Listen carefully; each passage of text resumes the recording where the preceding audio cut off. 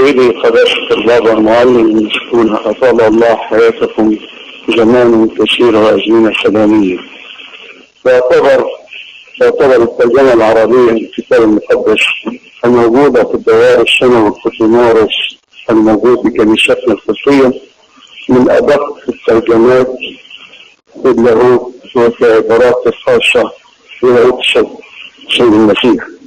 وإن لم يحين الوقت بعد لنشر الترجمة للكتاب ككل بنفس النص القدسي للنبوة كوتيمارس، وخاصة أن الترجمات تعدت الحدود، ولدي نسخة من الكتاب المقدس الدين الإنجيل الشريف لدين يسوع المسيح الحنيف، والترجمات تتتابع. ما رأيك بشكل ابنكم القصة عشان الناس تستمر؟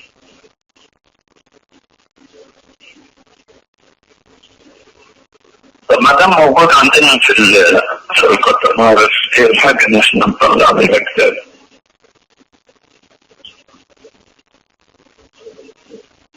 احنا دلوقتي كون اننا لم نصدر ترجمة قبطية، اصبحنا ماسكين الموقف في ايدينا. اي ترجمة ما تعجبناش نقول دي غلط والصح مش كده. لكن لما احنا نصدر ترجمة نبقى نوضع المسؤولية.